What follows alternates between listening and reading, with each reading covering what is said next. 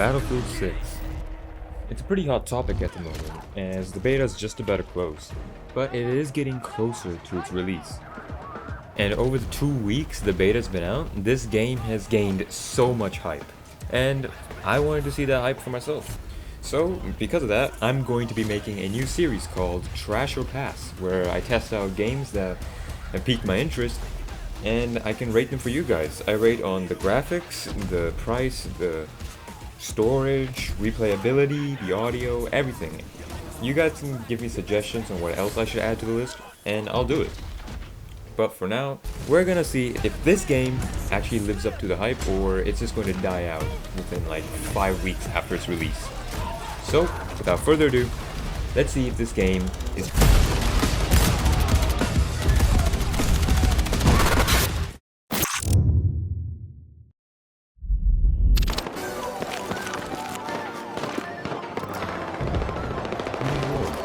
It looks fine. It doesn't look bad at all. The graphics in this game look really good. Even on low graphics, there's no reason to change it. Well, unless you have over 8 gigs of VRAM. For me, I had plenty of VRAM, so I didn't mind cranking the settings up to Ultra. But for low graphics, this game takes up a little bit too much VRAM, and I think that's because it has ray tracing and anti-aliasing set to on by default.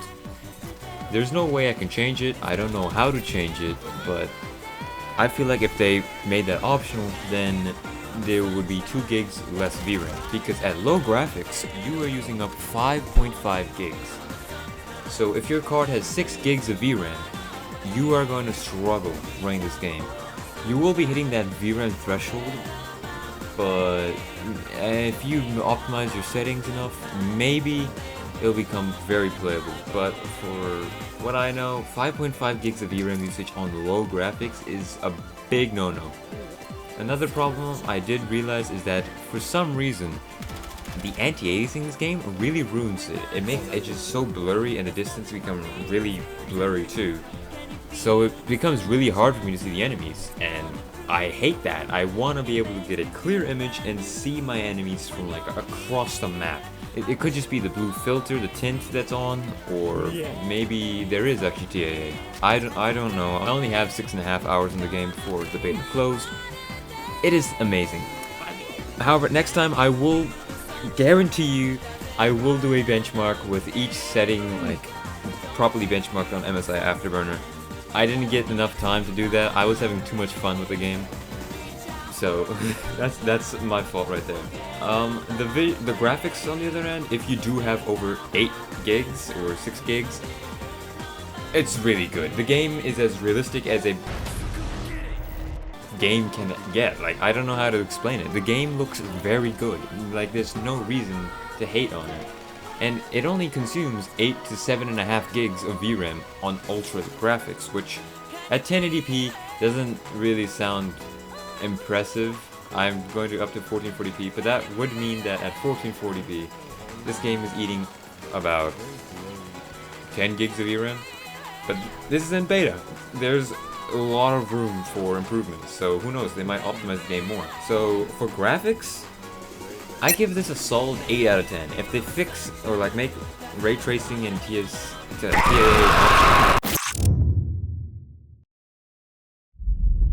There's a lot of guns in this game. Oh, brother, this guy stinks! And most guns are stuck to one class, so I didn't really get to play all of them. I spent most of my time playing the assault troops, so I had my AR. I played a little bit of the scout, so I had the sniper rifle, got to, test those out. But other than that, I didn't really try out any others. I did medic for a little bit. I didn't like the machine gun, so the LMG, but the defib was a pretty cool ad that you can instantly revive, have no limits. It's well made. There's no need to change or unbalance it. The gun models themselves, I don't see any issue with them. The guns look very clean. They don't have any issues at all. They feel and look really realistic. I wish I had a bit more time in beta to test out other weapons, because you can modify these guns. You can add extra grips, stronger bullets, a bigger mag. You can add any scope to it. and basically any customization you want. Since this game is in beta, there's not as much as you could do, but I'm going to say in like a year or two, this game will have probably one of the best customizations for any Battlefield game. But we just have to wait. Cars and the tanks really are, they're pretty nice to drive actually. The tanks, I feel like they could do something with the extra seats. Like, so if like you're the fourth person, you reload the tank, the third person in the tank, it notifies where enemies are. Number 2 shoots the machine gun, and number 1 controls the turret. I feel like the last 3 seats are just there for show. Like, if you get in there, you're just hitching a ride. You may as well take the vehicle. But other than that, the tanks are terrifying. Unless you have like a mine for that. It's not, but when you just see a tank drive down an alleyway, it is the most terrifying shit you'll ever see. Like, there's nowhere you can destroy it unless the engineer's there. So, another cool thing are the jets. I don't understand how to use them, the helicopters and all that. I don't know how you call them in or anything. But they are so cool. Just like you're holding down point and then all of a sudden an airstrike hits the ground or a helicopter starts mowing down your entire team. It just adds more immersion. It's so good. Everything works pretty good. The weapons and all that, I haven't seen something this balanced and fun since Helldivers 2. Might make a video on that. If this video hits like 100 likes, but I doubt that's ever gonna happen. So, for weapons and items, well, I have to give it a 9 actually. Some weapons, some items, like the scout stim, I actually don't know what it does. Some items just don't make sense at all. Like, I know it's a stim, but what does it do? Like, maybe if in the selection screen, if you hover over your equipment, it should like pop up and tell you, this does this, this does this, this does this, you know, like, so then you know what you're running. So, but I mean, it is in beta, so I am giving it some slack, and I am pretty new to Battlefield, so 9 out of 10, I would rate it higher, and I'm not going to rate it lower because this is just my personal issue. A regular Battlefield fan would probably rate it a 10 out of 10, because I actually know what everything does. So, yeah. The audio in this game is pretty crispy. You can hear every footstep, every gunshot, anywhere and everywhere. It's completely directional. Not only that, but they have different presets for audio, like war tape, and then a higher version of war tape, which I didn't use. All I know is war tape was meant to be like a very aggressive version of the normal one to simulate a real battle experience. That you can hear soldiers in the background screaming and talking. The gunshots echo across the map, airstrikes echo across the map, vehicles make their noise and actually sound heavy.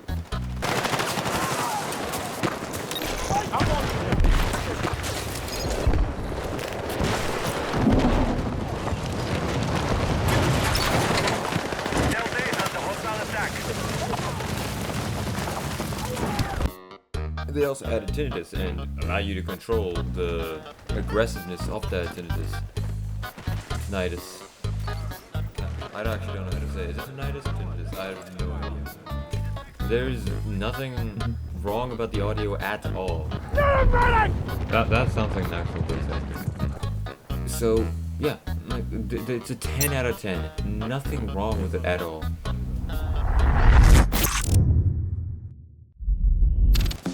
The mechanics in this game are either similar or just reworked versions of older games. There are some very unique parts, like this little upgrade system. I don't know what to call it. Like I said, I only have 6.5 hours on this, so I'm a pretty big rookie.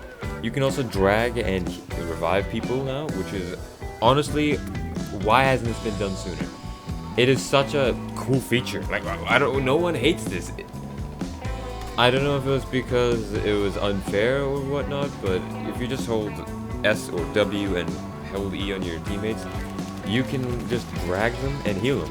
And it's good. It's good for repositioning, so then you can hide behind a wall, heal them without getting killed. I gotta tell you, it was perfect. perfect. Perfect. Everything Down to the last minute details. Oh, you can also break your fall by landing. Like, if you press space as soon as you hit the ground from like a 20-meter fall, you can do a barrel roll to negate that fall damage. And it's automatic, or I have to do it manually. But I know it does exist, and it does break your fall, so that's a plus. A little bit more, what they could have done was for ledges, like really high up. Let's say you're just a meter short, you could sprint onto the wall and like jump extra high. You know, like a wall run. You jump up to the wall, grab it, and push yourself up a little bit to climb up to the second story. That'd be a cool feature. It would be like a little bit of parkour. Any amount of parkour in this game would be really refreshing. So yeah, a 9 out of 10. They could do a little bit more, but since this isn't beta, like I said before, I'm not gonna be really harsh with it. I'm just putting a suggestion out there. So I only got to play 4 of the many maps there are, because I kept cycling between the 4 maps. I don't know why. I don't think RNG really liked me that much. So my favorite map of them all was definitely Liberation Peak. I like the open field, gave me plenty of time to, you know, get kills, which is the main reason I played this game. I also got to learn sniper. It was a breath of fresh air, really. A haven for snipers, and I love playing snipers. If you've seen my TF2 gameplay, then you know that I main sniper, so... Like every other Battlefield game, almost all the buildings are destructible. Not all of them are, which I don't know if that's a glitch or that's completely intentional. But there are some maps and walls that you can't actually break for some reason, so yeah, there's nothing too special to, you know, be wowed about. It's just another Battlefield map. So I'm gonna have to give this a 7 out of 10. Not too impressed, not impressed. It is definitely fun, but nothing too jaw-dropping. So yeah, I'm gonna give it a 7. This game is highly replayable because it's so addictive. The gameplay is just that good. When I finish a game, it encourages me to keep playing. You end the game, and then it would automatically start queuing you up for another match. You can leave whenever you want. But that dopamine rush from the game you just played, right? That survival instinct for like when you turn around a corner, you shoot, and you get mauled by other people because there's like 50 people all around you. What it really draws me in to keep playing it is because of how satisfying everything feels. The bullets and getting the kills, that noise when I get a kill. Satisfying. I want more of that. But then like you'll probably get like shot down by 50 soldiers. But that's just a part of the experience. And because of all that dopamine boost, I want to keep playing. And that auto queue to the next game, that just encourages it further. However, because this is in beta, there are some bugs. One of the, as like I mentioned previously before, there are buildings that just refuse to be destroyed. Like you can use a tank to shoot at it and it won't break. Nothing will happen. It takes no damage. I don't know if that's a bug or that's to just prevent you from escaping. Another one is there are some shader issues. Like in certain moments, your entire screen will start spazzing out. Like there'll be like some parts of your screen that are like rapidly flashing black and returning back to normal, and this will be happening all across your screen. I'm pretty sure this is like a shader compiling error or something, I don't know. But it is a little bit annoying. It'd be very unfortunate for that to happen to you in the middle of a fight. So that is definitely a pretty big concern. You wouldn't want that happening in a full release, so hopefully this gets fixed. So for replayability, I'd have to give this a 10 out of 10. I want to keep going. And for bugs, I didn't really notice that many, even though there were some, and there's only one that I really noticed that had that big of a problem. I'm gonna have to give that one like an 8 out of 10 for bugs. Like, they've handled the bugs pretty well. There are barely any.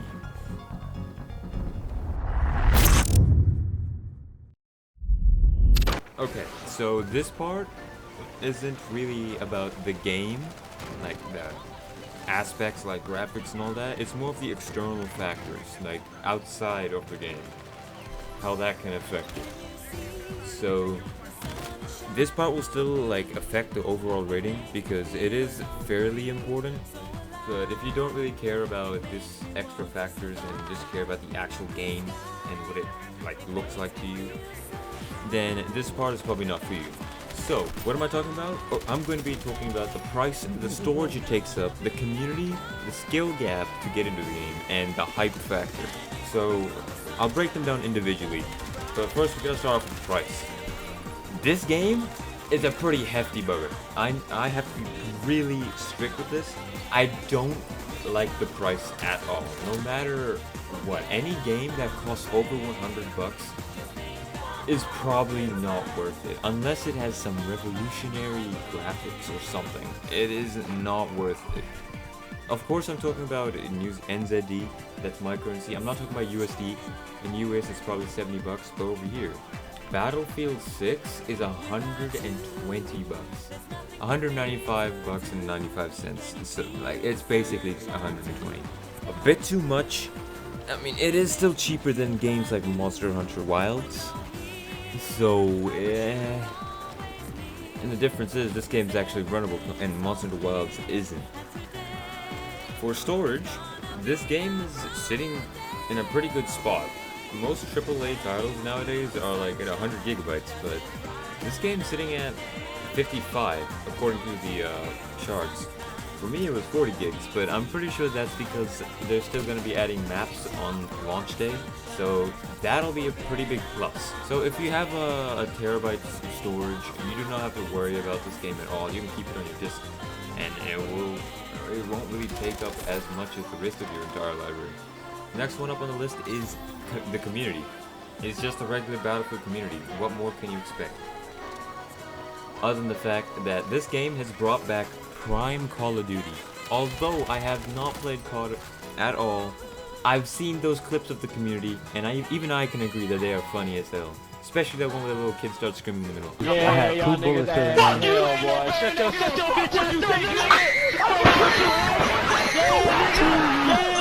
But this does bring up another factor, the skill gap. Unlike games like Call of Duty, Fortnite and all that, where the skill gap is humongous. It's huge. If you don't know how to build in Fortnite, you're fucked.